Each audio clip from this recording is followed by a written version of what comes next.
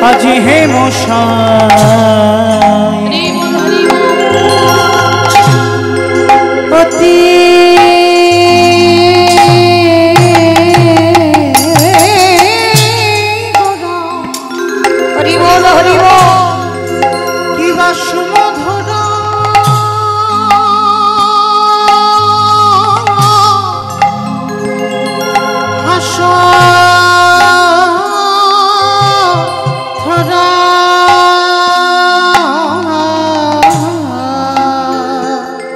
আজ জগ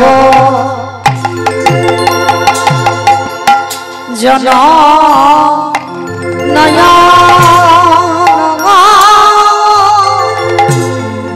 আন আন আন আজ জগ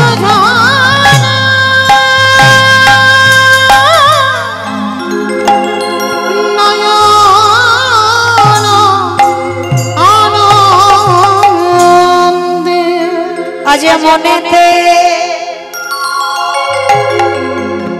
পড়েছে দেখো মনেতে পড়েছে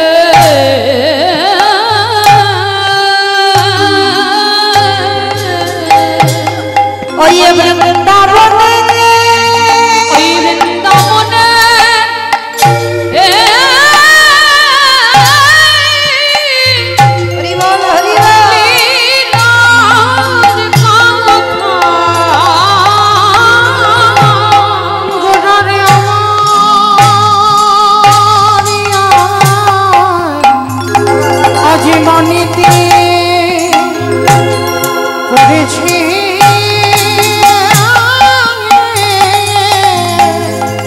বলি মনে পড়বে না আজ কেন মনে পড়বে না মা কেন গো আজ মনে পড়িবে মনে পড়িবে বলে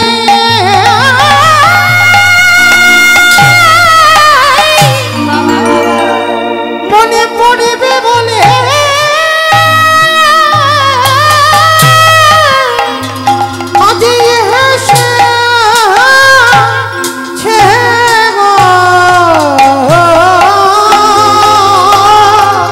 মনে পড়বে না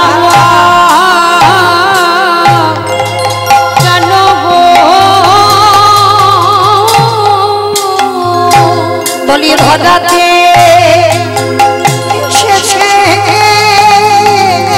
বলে ভদাতে এসেছে বলি এই ধরাতে নাম ধরাতে বলে ধনাতে এসেছে বলি এই ধরাতে নাম ধরাতে ধনাতে এসেছে বলি আমাদের হবে না আর হবার না হয় না হবার না বলি হবে না আর হবার না হবার না বলি বগুড়ি বলা সাধের জমা হয় না হবার না বলি বগুড়ি বলা সাধের জমা হবে না হবার না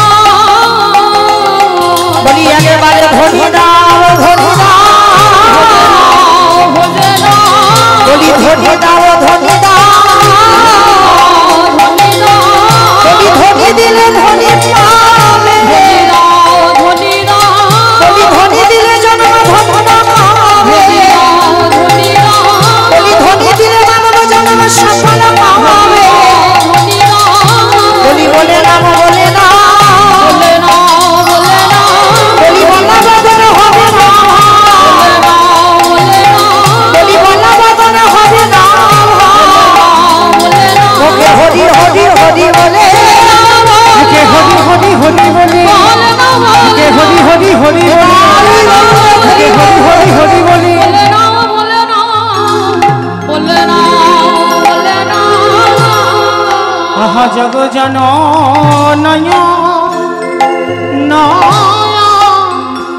নন্দে নন্দে নন্দে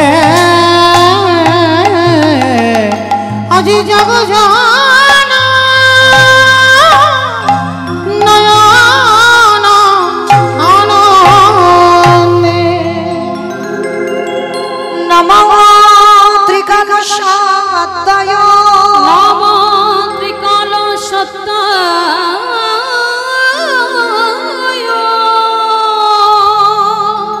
জগন্নাথ সুতায় জগন্নাথ সুতায়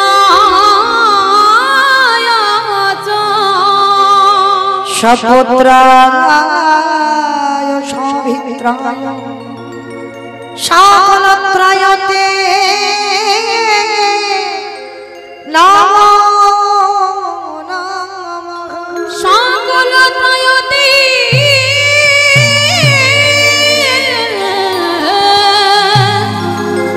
নমো নমো আজ জীবের নিস্তার লাগি নিস্তার লাগে নন্দ সুত নন্দ সুত আজ ভুবনে প্রকাশ হইল আদির গুরু রূপ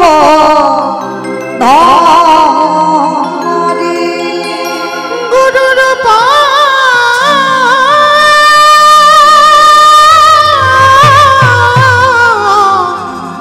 গুরু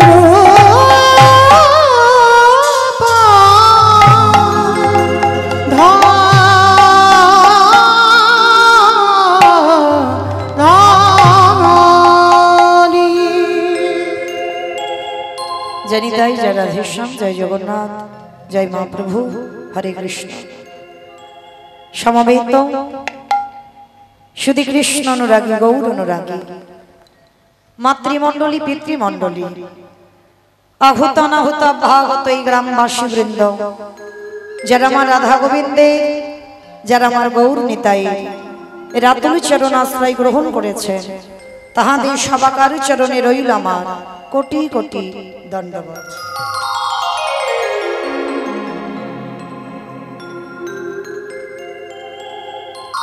तो कीर्तनेर प्रारम्भे बाबा এই জগতের সংসারী আমাদের জানতে হবে যে যাই ভজনা করি না কেন যে যাই সাধনা করি না কেন প্রত্যেককে কিন্তু গুরু রূপী নৌকাকে আগে আশ্রয় করতে হবে আর আমরা যারা গুরুচরণ আশ্রয় করি না কোনদিন বাবা ইহ জগৎ হতে পর জগতে যাওয়া যাবে না গোবিন্দ ভজন সাধন অসম্ভব যতই তুমি ভজন সাধনে নামো না কেন আগে তোমার গুরুরূপী কান্ডারিটাকে ধরতে হবে কারণ নদীর এ ঘাট থেকে ও ঘাটে যেতে গেলে আগে গুরুচরণ আশ্রয় করতে হয় আর গুরুচরণ আশ্রয় না করলে কোনদিন আমার রাধা গোবিন্দের ভজন সাধন করা যায় না তাহলে আজকের আমরা সবাই একত্রিত হয়েছি গুরু পাদ পদ্ম হৃদয়ে ধরে আজকের আমরা সবাই আস্বাদন করব পরিবেশন করব ভগবানের সেই মধুর নাম তবে মাইরা যে নাম চতুর্মুখী ব্রহ্মা চারিটি বদনে বর্ণনা করতে পারল না যে রাধা গোবিন্দের লীলা মাধুর্য গ্রন্থের রাজা শ্রীমৎ ভাগবত গ্রন্থ যিনি রচনা করেছিলেন ব্যাসদেব তিনি পারলেন না আর আমার মতো কলির হতভাগ্য জীব হই আমি কেমন করে ভগবানের সেই নাম বর্ণনা করব তবে মায়েরা এই যে অনেক অনেক ভক্তরা বা অনেক অনেক কীর্তনিয়ারা বলে আচ্ছা আগে বলো তো হরি বললে কৃপা হবে না কাঁদলে কৃপা হবে হরি বললে কৃপা হবে মানে হরি নাম করলে কৃপা হয় না কাঁদলে কৃপা হয় কোনটাই কৃপা হবে হরি নাম শুনলে বা করলে কৃপা হবে না কাঁদলে কৃপা হবে হরি বল এই প্রশ্নটা আপনাদের আমাদের নয় প্রশ্নটা বাবা, একদিন বিবেকানন্দ, ছোটবেলার নাম ছিল নরেন, নরেন তার গুরুদেবকে প্রশ্ন করেছিল, শ্রী শ্রী রামকৃষ্ণ পরমহংসদেব, গুরুদেব কাঁদলে কৃপা হয় না হরি বললে কৃপা হয়? তা কথাটা শুনে আমার ঠাকুর তো উদাহরণ ছাড়া কিছু কথা বলে না, মানে যখন যা যা কিছু বলে বাবা সবটাই উদাহরণ দিয়ে কথা বলে। তার নরেন প্রশ্ন করেছে, ঠাকুর আজকে তোমার মুখ থেকে শুনবো হরি নাম করলে আমার কৃপা হবে না আমার কাঁদলে কৃপা হবে? তো যখনই কথাটা বলা, ঠাকুর বলছে, নরেন একটা কাজ কর। কি কাজ গুরুদেব? শোন, ছুটে যা, আর ছুটে গিয়ে বাবা একটা পেরেক আর একটা চুম্বক নিয়ে আয়। বলছে, গুরুদেব আমি আপনাকে প্রশ্ন করলাম হরি বললে কৃপা হয় না কাঁদলে কৃপা হয়, তা আপনি হঠাৎ কি হলো আপনি বলছেন একটা পেরেক আনতে আর একটা চুম্বক আনতে? আরে বলছি তুই সেটা কর। তা গুরুদেবের কথা মতো বাবা ছুটে গেছে, একটা পেরেক আর একটা চুম্বক এনেছে। এইবার বাবা পেরেকটাকে যেই না কাছে কাছে এনেছে, গুরুদেব বলছে, এই নরেন একটা কাজ কর, পেরেকে ভালো করে একটু কাদা মাখিয়ে দে তো। তা গুরুদেবের কথা মতো শিষ্য কি করেছে, পেরেকে কাদা মাখিয়ে দিয়েছে।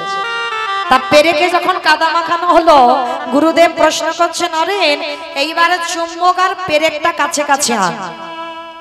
তা কাছে কাছে আনছে বাবা, কেউ কাউকে তো টানছে না, সে না চুম্বক পেরেককে টানছে আর পেরেক না চুম্বককে টানছে, কেউ কাউকে টানছে না। তা গুরুদেব চালাকি করে প্রশ্ন করছে, হ্যাঁ নরেন কে কাকে টানছে? বলে, এই জন্য তোমায় বলে পাগল। বলে, টানবে কি করে? তুমি যদি ওই রকম বলো যে পেরেকে ভালো করে কাদা মাখিয়ে দে, তা কাদা মাখানো পেরেকে কি চুম্বক টানতে পারে? পেরেকের টানবার ক্ষমতা নেই, টানতে যদি হয় চুম্বকটা টানবে, পেরেক কোনোদিন টানে না। তা পেরেকে তো তুমি বলছো ভালো করে কাদা মাখিয়ে দিতে, তাহলে টানবে কি করে? বলে, শোন তুই তো প্রশ্ন করেছিস আমায় হরি বললে কৃপা হয় না কাঁদলে কৃপা হয়। আচ্ছা ঠিক আছে, কাদা তো পেরেকে মাখিয়েছিস, যা এবার ভালো করে পেরেকটা ভালো করে ধুইয়ে দে তো। আর যেই না বাবা পেরেকটা ভালো করে ধৌত করে দিয়েছে, আবার নরেনকে বলছে, নরেন এবার দুটো এক জায়গা কর। এবার যেই না দুটো এক জায়গা করেছি, একেবারে দুটো আটকে গেছে। তা ঠাকুর প্রশ্ন করছে, নরেন কে কাকে টানলো? বলে, কেন চুম্বকটা পেরেককে টানলো? বলে, এর আগে টানলো না কেন? বলে, পাগল টানবে কি করে? তখন তো পেরেকের গায়ে ভালো করে কাদা মাখানো ছিল। তত্ত্বের দিকে তাকিয়ে দেখেন বাবা, ঠাকুর বোঝাতে চাইলো শিষ্যকে, পেরেক আর চুম্বক দিয়ে উদাহরণ দিল। জগৎকে শেখালো কি, পেরেকে কাদা মাখানো আছে বললে চুম্বকে টানতে পারলো না। এই ভক্তরূপ সবাই হলাম আমরা পেরেক, আরে পরমাত্মা রূপী ভগবান হলো চুম্বক। এই যে চুম্বক রূপী ভগবান ভক্তকে টানবে, টানবে কি করে? হৃদয়ে ময়লায় পরিপূর্ণ হইয়া আছে। কিসের ময়লা? কামনা বাসনার ময়লা, কামকাঞ্চনে বিষয়ে বৈভবের ময়লা, এই আমারে আমারে করার ময়লা। যতক্ষণ তোমার হৃদয়ে ভান্ডারে থাকবে, হৃদয়ে কাদা লেগে থাকবে, ওই যতক্ষণ তোমার হৃদয়ে কাদা থাকবে, ততক্ষণে আমার পরমাত্মা রূপী চুম্বক রূপী ভগবান তোমারে ছুঁতে পারবে না, তোমাকে টানতে পারবে না। যদি কোনদিন সদ্গুরু আশ্রয় করে, যদি একেবারে নয়নের জলে, যদি তোমার চোখের জলে তুমি তোমার হৃদয়ের কাদাটা ধোয়াতে পারো, সেই দিন ওই চুম্বক রূপী আমার পরমাত্মা রূপী ভগবান সেই দিনে তোমাকে টান দিবে আমার ভগবান হৃদয়েতে।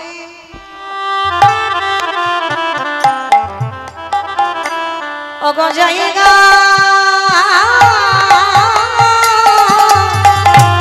দে কৃষ্ণ বলি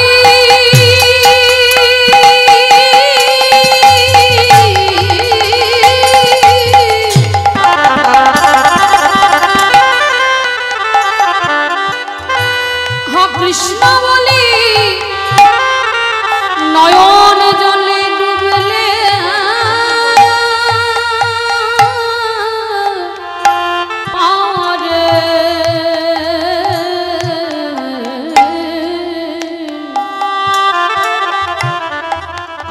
ভগবান সেই ভক্তে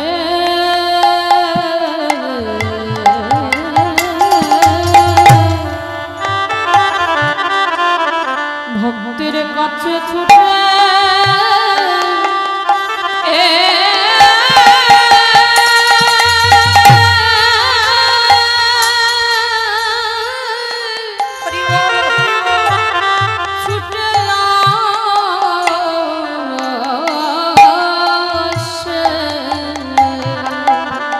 যদি একজন ভক্ত গুরু চরণ আশ্রয় করি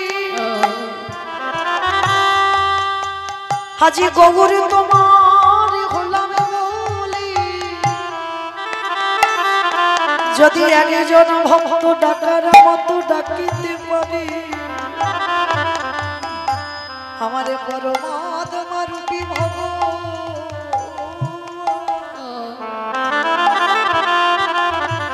আর কি মন্দিরে রহিতে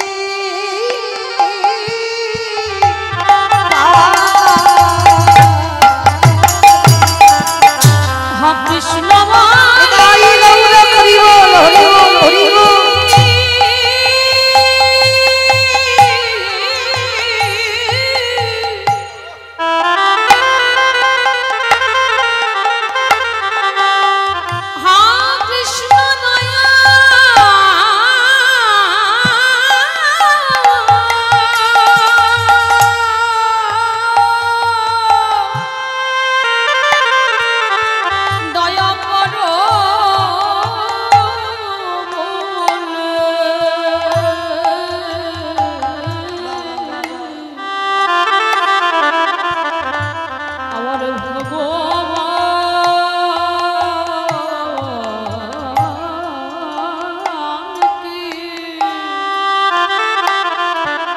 ওই মন্দিরে থাকিতে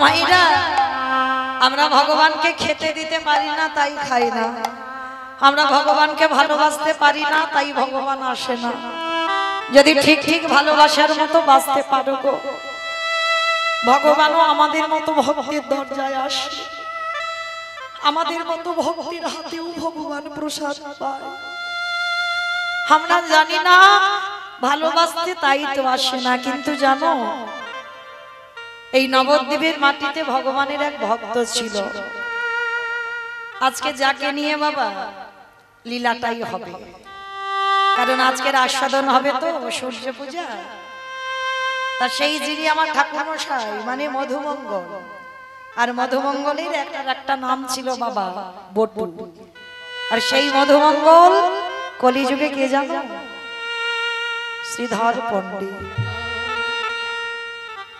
এই শ্রীধর পণ্ডিতের দশাটা কেমন ছিল জানো যে বৃন্দাবনে ভগবানের বন্ধু ছিল যে মধুমঙ্গলের জন্য ভগবান এই দুপুর বেলা ব্রাহ্মণ পত্নীদের ঘর থেকে অন্ন ভিক্ষা করে এনে খাওয়ালো কোন বন্ধুরা কিন্তু বলতে পারেনি যে আমি আজকে দুপুর বেলা অন্ন খেতে চাই শুধু একজন বলেছিল ওই মধুমঙ্গল কানাই রে এই দুপুর বেলায় আমার বড় ক্ষুধা পেয়েছে তুই একবার কৃপা করে একবার করুণা করে এই দুপুর বেলায় আমাকে একটু অন্ন খাওয়াতে পারিস তা ভগবান বলেছিল অন্ন খাবি তাহলে একটা কাজ কর ওই যে ধোঁয়া হচ্ছে দেখ ওই যে ব্রাহ্মণ পাড়া থেকে যজ্ঞ হচ্ছে ওখানে ধোঁয়া হচ্ছে আর ওই যজ্ঞের কাছে গিয়ে বলবি রাম কানাই অন্ন খেতে চেয়েছে শ্রীরাম সুদাম দুই বন্ধু গেল কিন্তু বাবা তাতে হলো কি সবাই মেরে তাড়া করলো শ্রীরাম সুদামকে তারপরে ভগবান ওই ব্রাহ্মণ পত্নীদের কাছ থেকে পাঠিয়ে ওই যে অন্ন ভিক্ষা করে মধুমঙ্গল শ্রীরাম সুদাম দাম বসুদাম সবাইকে খাইয়েছিল তাহলে যে মধুমঙ্গলকে এত ভালোবাসতো সেই মধুমঙ্গল কলিযুগে হয়েছে শ্রীধর পণ্ডিত। হ্যাঁ গো, ভগবানের এত প্রাণ হয়ে সেই মধুমঙ্গলকে বাবা কখন অন্ন এনে খাওয়াতো, কখনো ক্ষীর সার নবনী গাছের ফল পেরে কানাই খাওয়াতো। আর যার জন্য সেই মধুমঙ্গল কলিযুগে হয়েছে শ্রীধর পণ্ডিত। সেই যে আগের জন্মে ভগবান খাইয়ে রেখেছিল বলে আজকের কলিযুগে আমার ভগবানকে নিজের হাতে শ্রীধর খাওয়াচ্ছে। কিন্তু খাওয়াবে বাবা আপনাদের আমাদের মতো তো ধন সম্পত্তি টাকা পয়সা কিছু নেই। কি করে সংসার চলে জানো? শুধুমাত্র ওই থোর কচু কলা মোচা এইগুলো বিক্রি করে সংসার চলে। আর দেখবেন মা, এইগুলো কিন্তু আমাদের খুব একটা ভালো লাগে না, খুব একটা পছন্দের নয়। এই যে থোর কচু কলা মোচা ডুমুর এগুলো ভালো লাগে? ভালো লাগে না। কিন্তু আমার মহাপ্রভুর খুব প্রিয়। যদি কোনো ভক্ত বাবা প্রতিনিয়ত তো ভগবানের করে দেয়, ভগবানের মুখে স্বাদ বদলাবে না, আনন্দে সাদরে আমার ভগবান এগুলো গ্রহণ করে।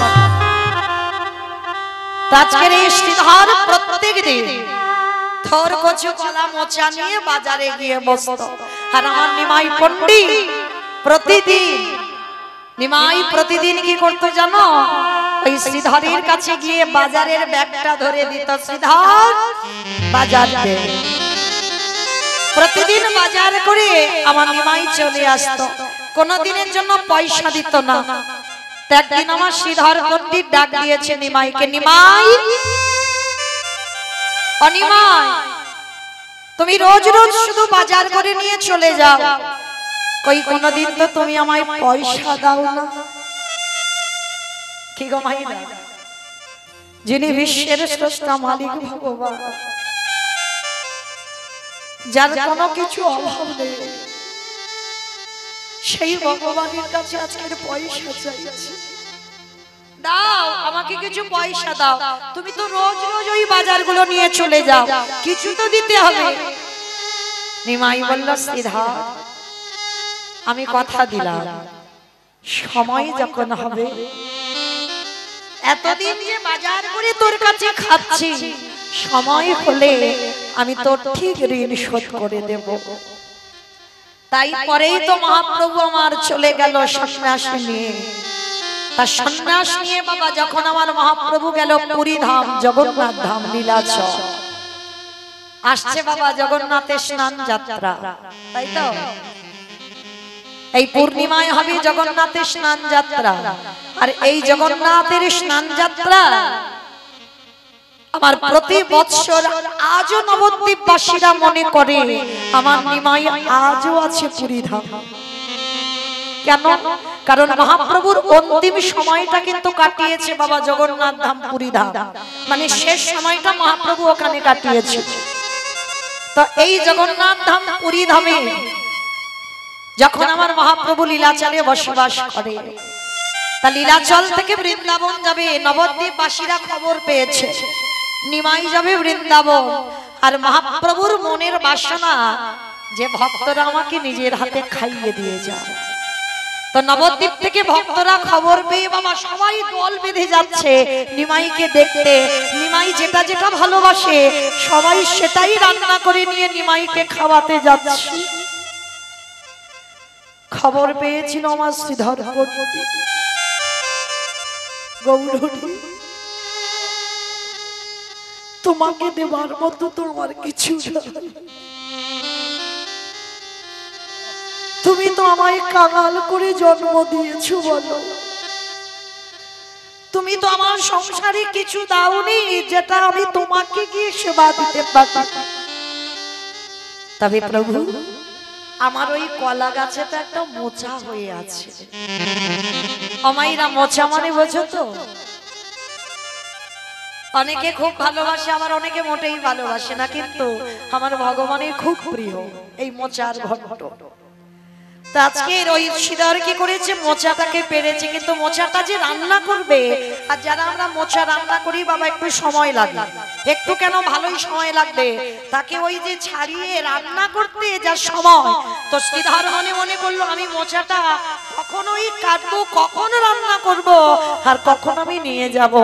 তা শ্রীধর কি করেছে, মোচাটাকে পেড়ে পুটলিতে করে বেঁধে ছুটতে ছুটতে পুরী ধাম জগন্নাথ ধাম গেছে।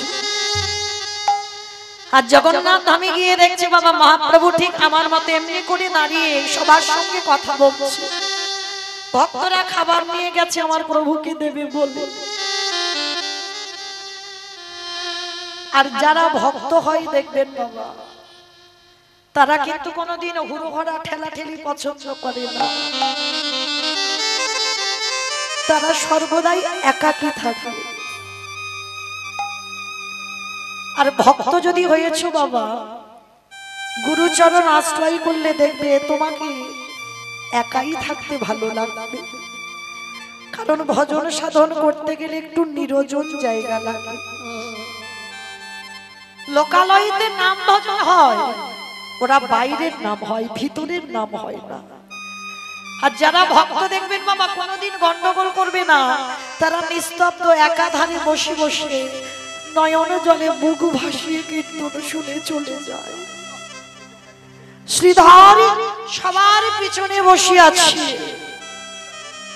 আর সবার পিছনে বসে সবাই তো মহাপ্রভুর সামনে বসে আছে, কত ভালো ভালো খাবার এনেছে মহাপ্রভুকে দেবে বলে। আর শ্রীধর সবার পিছনে মোচাটাকে বুকে ধরে কাঁদছে, গৌর হরি তোমাকে দেবার মতো আমার কাছে কিছু নেই,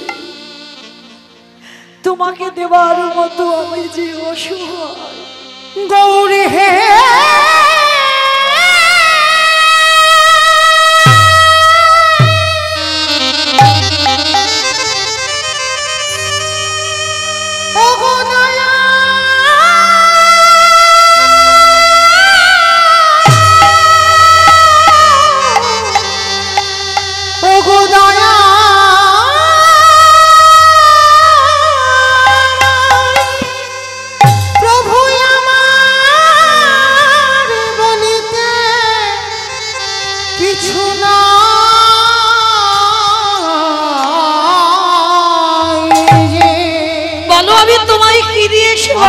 দিয়ে তোমায় সেবা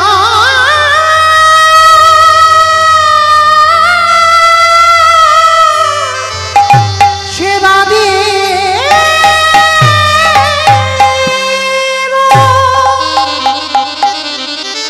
মহাপ্রভুর সামনে সবাই বসে আছে, তার মধ্যে দিয়ে নিতাই চাঁদকে ডেকেছে, দাদা তুমি সবাইকে সরে যেতে বলো, আমার এক ভক্ত পিছনে বসে বসে কাঁদছে, ওকে পাঠিয়ে দাও আমার কাছে। নিতাই চাঁদ ছুটে গেল, গিয়ে দেখে না শ্রীধর মোচাটা ধরে নিয়ে আছে, ছুটে গিয়ে বলছে শ্রীধর শ্রীধর আমার ভাই তোমায় ডেকেছে। প্রভু প্রভু আমায় ডেকেছে,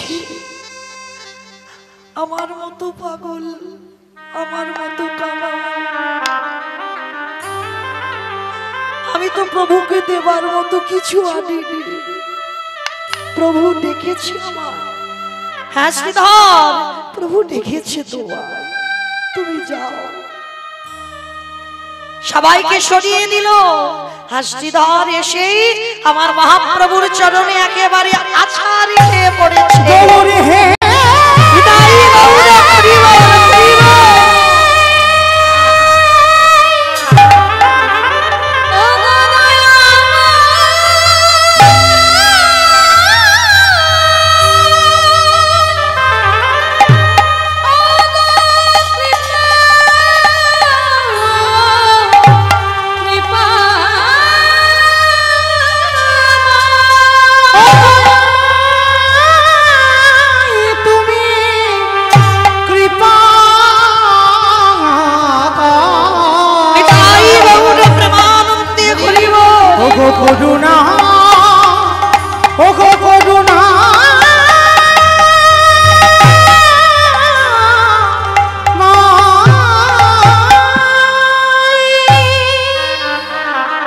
গৌর হরি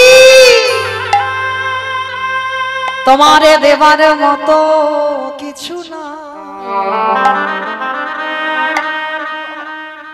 আজি যখন কৃপা করি আমায় চরণে আশ্রয় দিলে ওগো গৌর হরি আমি যেন জনমে জনমে আমি যেন ওই চরণের দাস হতে পারি দয়াল হে তাই গৌর হরি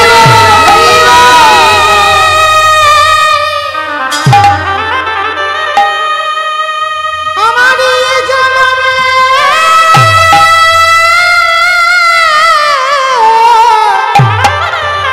কিছু হলো না তাই দয়াল করো জনম পর জনম বলে কিছু থাকে এই মানবী জনমে পেয়ে তোমারই চরণে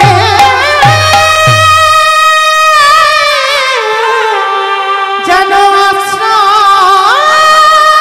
পাই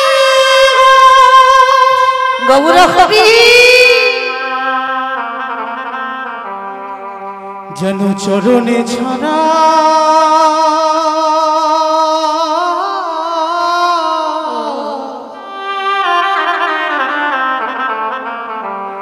চরণে ছড়া করো না হে।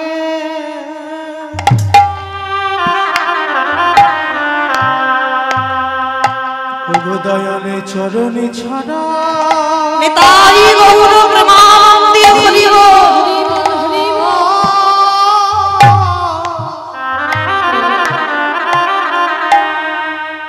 ছড়া করো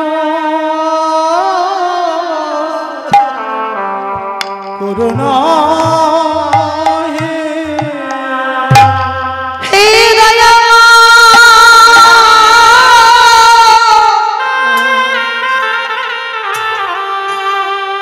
আমারে বলতে যা কিছু আছে হরি বল হরি বল আমি যে সব তব চরণে আমি তব চরণে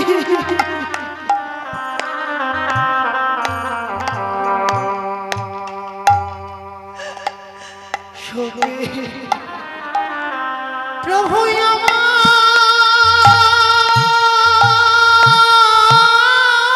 নিতাই গৌর হরি বল প্রভু আমারে বলিতে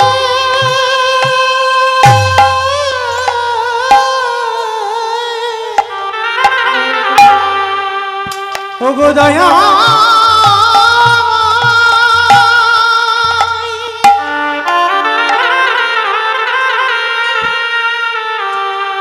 ওগো তুমি তো জানো না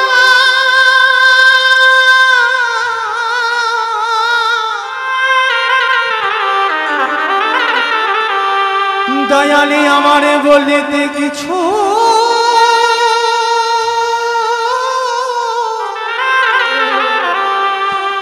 আমারে বলিতে কিছু রাখি না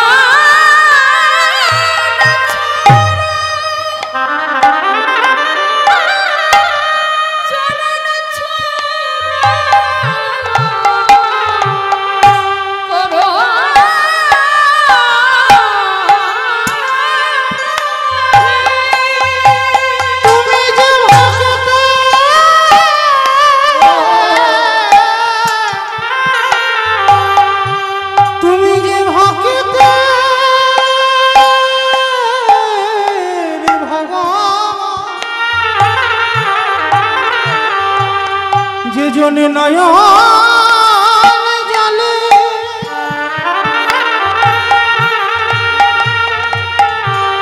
হে গোবিন্দ তোমার হলাম বলে এক ফোঁটা নয়নে জলে তোমায় ডাকে তুমি ভক্তের ভগবান হয়ে দয়াল ভগবান হয়ে সেই ভক্তের কাছে দাই কাছে ছুটে আসো তুমি যে ভক্ত বড়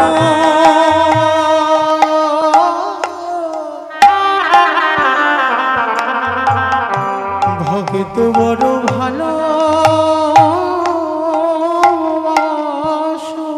শুধু এ যুগে না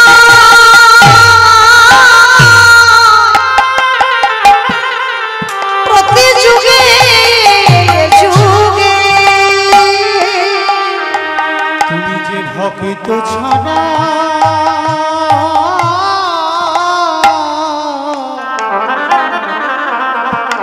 রহিতে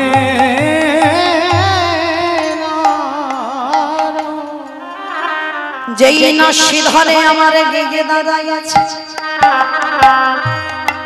মহাপ্রভু বললেন সিধর দাও তুমি আমার জন্য কি প্রসাদ এনেছো আমাইরা পুটলিটা লুকিয়ে নিচ্ছে না গৌরহরি আমি কিচ্ছু আনিনি শ্রীধর কি লুকাচ্ছ কই প্রভু কিচ্ছু না কিচ্ছু লুকাচ্ছি না লুকাচ্ছ তুমি বলো না আমার জন্য তুমি কিছু আনোনি নবদ্বীপ থেকে কই দেখি তো তুমি কি লুকাচ্ছ প্রভু তাড়াতাড়ি করে পুটলি কেড়ে নিয়েছে আরে কেড়ে নিয়ে দেখে না পুটলির ভিতরে একটা কাঁচা মোচা পড়িয়া ওরে শ্রীধর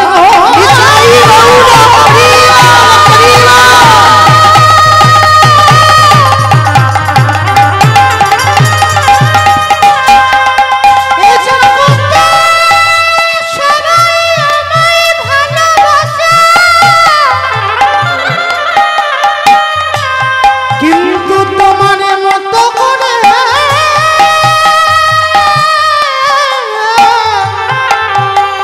এমন কোটি আমায় কেউ ভালোবাসে না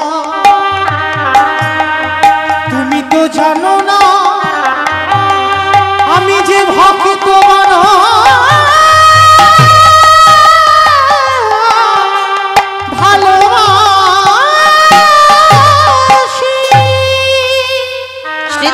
চরণে লুটিয়ে পড়ল বলো না গৌর হরি আমি কবে বিষয় বৈভব ছেড়ে আমি কবে বৃন্দাবনে যেতে পারবো আমি কবে যাব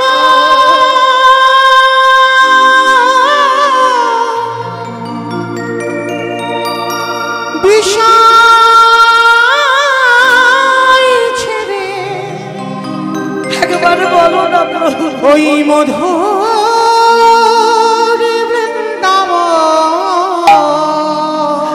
আর আমার সংসার ভালো না কৃষ্ণ নামে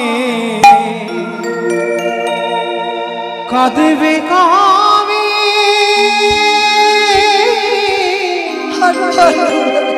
আমার পোড়া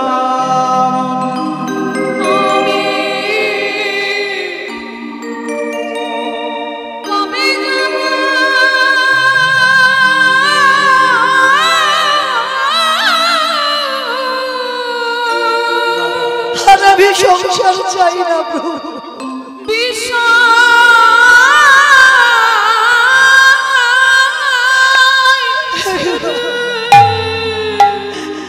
তোমার তুমি তোমার ওই মধুর বৃন্দাবন আর আমি সংসারে থাকবো কৃষ্ণ নামে কাঁদবে কবে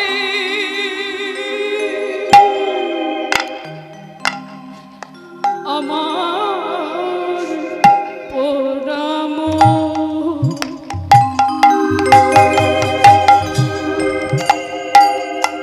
কৃষ্ণ নামে কাঁদবে কাবে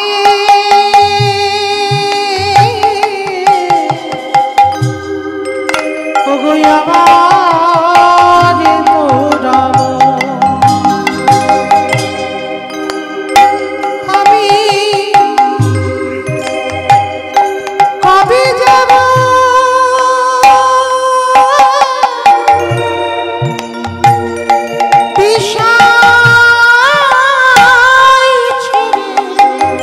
আমি কবে যাব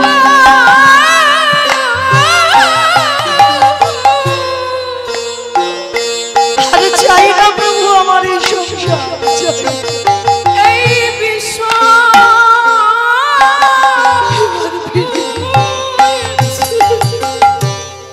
ওই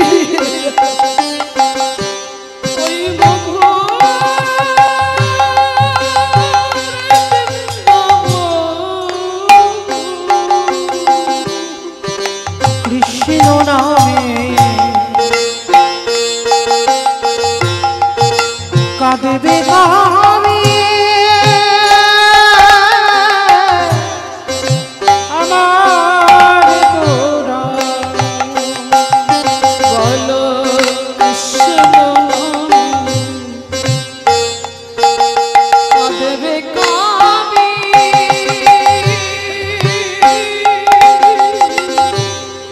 আমার কৃষ্ণ নামে নামা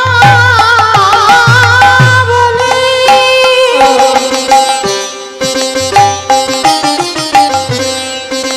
পড়ব কবে গায় ওরে কবে আমি রামজোড়া গিয়ে মথুরায় ওই কৃষ্ণ নামে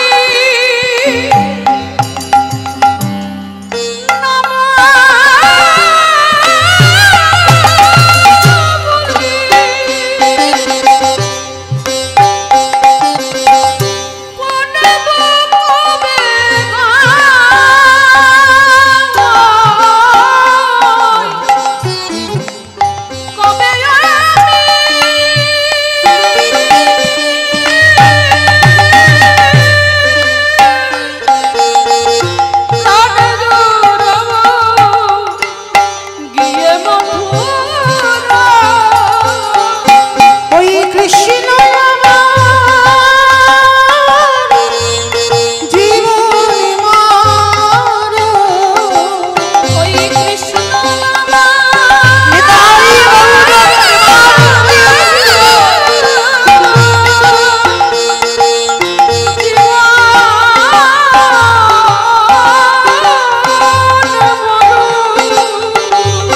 কবে পাব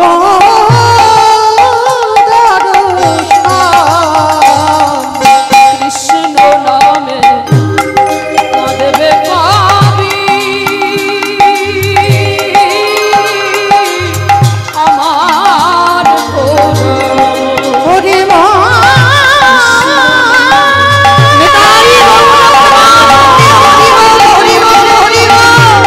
ওরে মা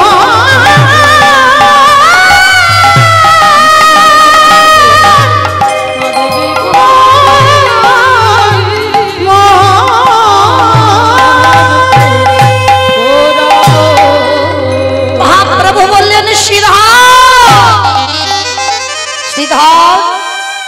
আজকে আমি যাব না বৃন্দাবন তুমি ওই মোচা নিজের হাতে রন্ধন করো, আমি তোমার হাতের ওই রন্ধন সেবা করব, তারপরে আমি বৃন্দাবন যাব। গৌর হরি, আমি রান্না করে দিলে তবে তুমি প্রসাদ পেয়ে যাবে। হ্যাঁ শ্রীধর, আমি প্রতিটা জন্মে জন্মে আমি চুরি করে ভিক্ষা করে আমি তোমাদের খাইয়েছি, আজকের এই কলিকালে তুমি রন্ধন করে নিজের হাতে আমাকে খাওয়াবে, তারপরে আমি যাব বৃন্দাবন। গেল না ভক্তির হাতে প্রসাদ পাবে বলে। আর সেই দিন মহাপ্রভু বলেছিল শ্রীধর, মনে পড়ে সেদিন তুমি বলেছিলে প্রভু আমার এই যে মোচা কলাগুলো নিয়ে যাও, তুমি টাকা দেবে না? বলো শ্রীধর, আজকে তুমি কত টাকা চাও? হে হে দয়াময়, যদি আমার কিছু দিতে হয় তুমি একটা ধন দাও। যদি সংসারের মধ্যে থেকে আমি সংসারে ডুবে যাই, যদি আমি উঠে যদি দাঁড়াতে না পারি, তোমার পাড়ের ঘাটে যদি আসতে দেরি হয়, তুমি জানো আমার হাতে ধরে তোমার চরণে প্রভু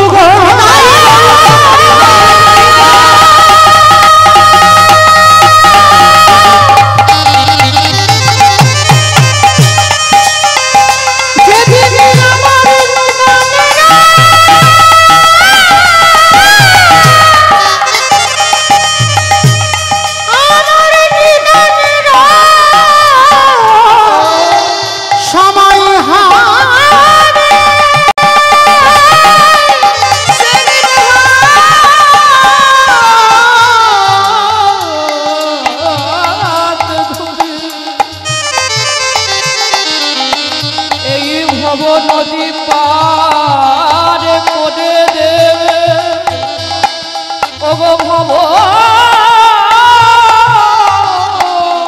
পারের করে তো তুমি দয়াল গৌ।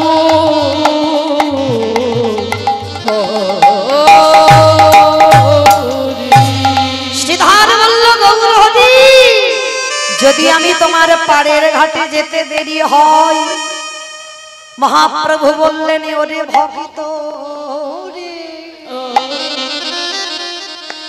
যারা আমার ঘাটে এসে দাঁড়াতে পারে না, আমি আমার হৃদয়ের প্রেমে ভক্তি তার হৃদয়ে ভান্ডারে দিই। যদি কোনো একজন ভক্ত কৃষ্ণ বলে কাঁদিতে পারে, সে তো অনায়াসে ভব নদী পার হয়ে যায়। যে জনে নয়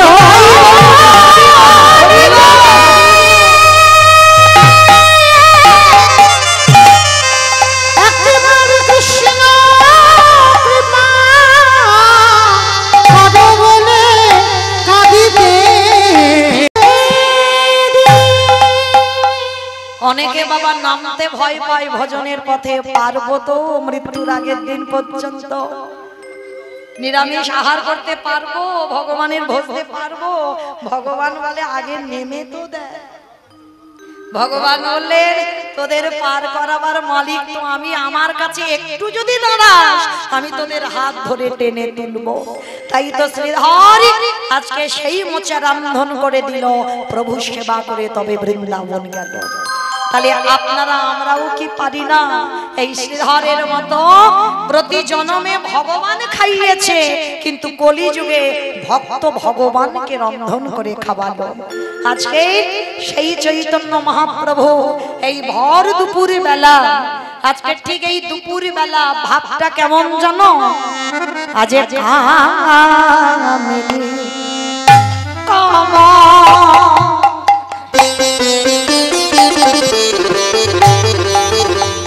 অগলিত তো মানস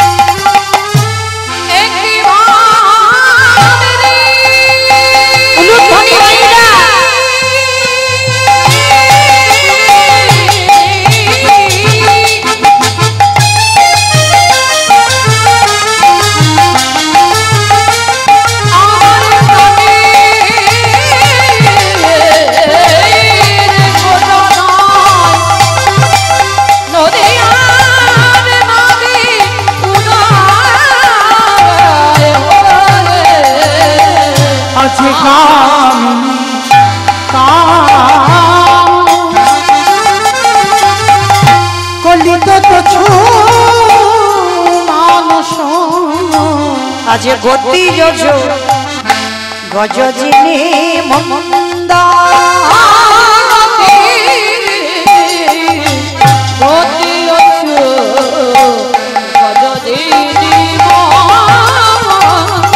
আস্তে মাইরা, এই গানগুলো কোনো বাঁধানো গান নয়।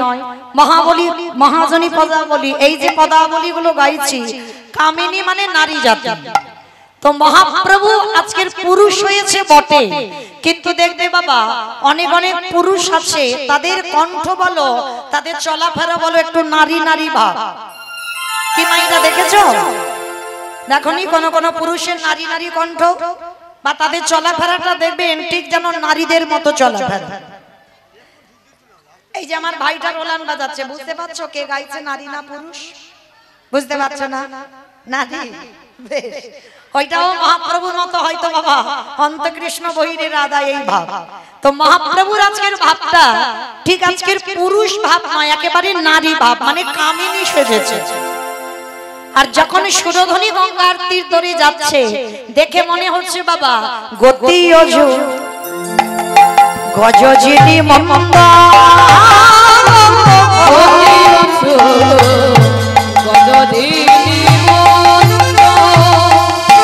আমাইরা। গজ মানে কি গো? ঘোড়া ঘোড়া।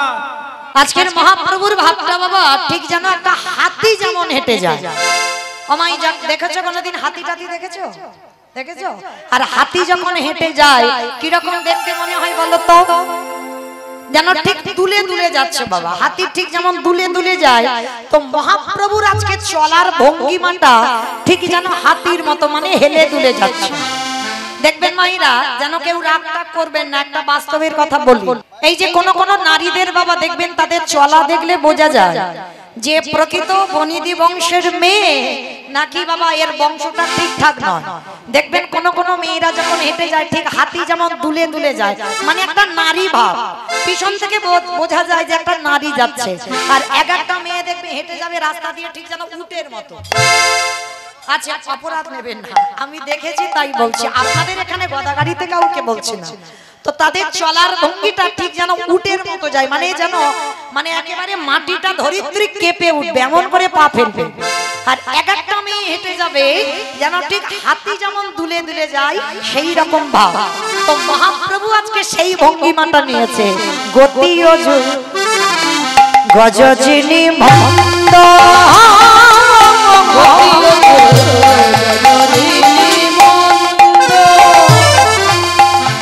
আজকে ঠিক মহাপ্রভু যাচ্ছে কখন, সময়টা কখন? ওগো মহা যদি নহি পুনা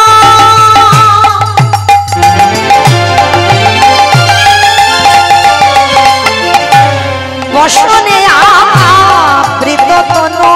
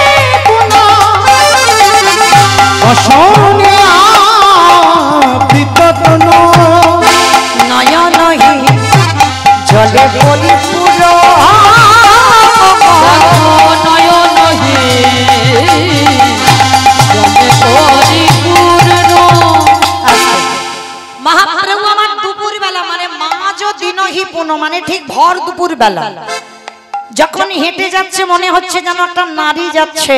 শুধু নারী ভাববে না, পিছন থেকে আবার মহাপ্রভুর গায়ের উত্তরীয়টা নিয়ে মাথায় ঘোমটাটা তুলে দিয়েছে।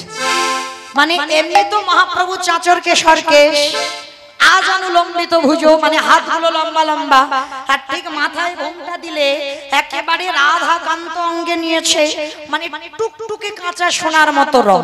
দেখে মনে হচ্ছে মা যেন একটা নারী যাচ্ছে, কিন্তু ঘোমটা দিয়েছে এমনি নয়, নয়নহি জলে পরিপূর্ণ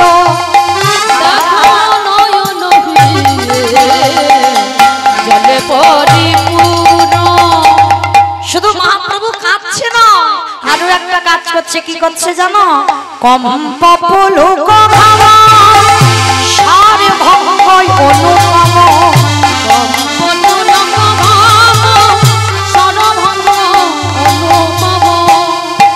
কম্প পুলক ঘাম মানে সেই ভর দুপুর বেলা রোদের সময় যাচ্ছে, শরীর থেকে একেবারে ঘাম ঝরে ঝরে পড়ছে।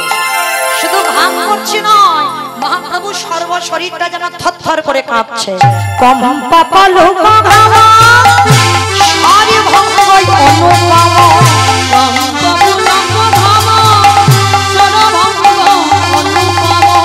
নয়নহি জলে পরিপূর্ণ, আর নয়নহি জলে পরিপূর্ণ। মহাপ্রভুর কণ্ঠটা পুরুষ ছিল, সে নারী হয়ে গেছে। আর যেই না নারীদের মতো হয়েছে, ভক্তরা সবাই দেখে বলে বলেন, প্রভু আমরা ওই চরণে শরণ নিলাম, ওই চরণে সমাধান নিলাম, বলি জাতি কুল মান বিসর্জন দিগে, বলি জাতি কুল মান বিসর্জন দিগে। মহাপ্রভু দুপুরে বেলা আজকে নারী ভাব, কারণ আজকে আমাদের গৌরচন্দ্র হচ্ছে না, গৌরচন্দ্রিকা। মানে যেখানে রাধারানীর ভাবটা বেশি হয় সেটা হয় বাবা গৌরচন্দ্রিকা, আর যেখানে মহাপ্রভুর ভাবটা বেশি হয়, যেমন এর পরে হবে উত্তর গোষ্ঠ, সেইখানে বাবা আমার কৃষ্ণ নিয়ে আলোচনাটা বেশি হবে, সেখানে গৌরচন্দ্র। আর এই সূর্য পূজায় রাধারানীর নিয়ে বেশি আলোচনা, মানে গৌরচন্দ্রিকা হবে। তো আজকের মহাপ্রভু কি করছে জানো? বামে ভোজই বসনে মুখ ঝাঁপই, বসনে মুখে ঝাঁপই, বামে নয়নে ঘন চাই, বামে নয়নে ঘন চাই। মহাপ্রভু একেবারে ভর দুপুর বেলা বাবা শুধু নারী ভাবেন, নারী সাজেন। কি করেছে? বামে ভুজই, ভুজো মানে হাত, বসনে মুখ ঝাঁপই, বামে নয়নে ঘন চাই, বামে নয়নে ঘন চাই। আস্তে মাইরা, এতক্ষণ আমি ঘোমটা দিয়েছিলাম, ওই ঘোমটাটা দিয়েছিলাম আপনাদের আমাদের মতো, তাই না?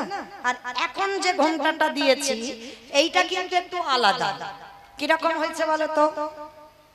হিন্দুস্তান মানে যারা বিহারি, এই হিন্দুস্তানি তারা কি করে? আমাদের মতো শাড়ি পরে না, তারা ডান দিক দিয়ে আঁচল করে, আর আঁচলটা করে এই ডান দিক থেকে আঁচলটা তুলে নিয়ে বাঁ দিকে হাতটা দিয়ে ধরে।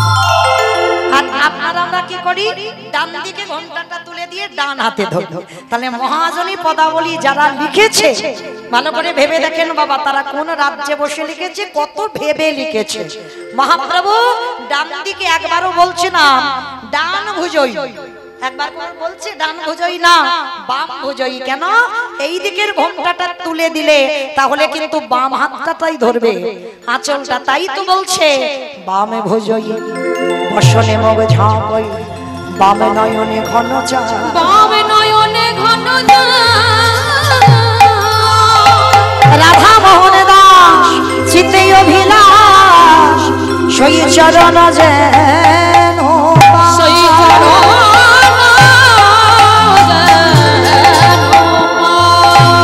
রাধা মোহন রাম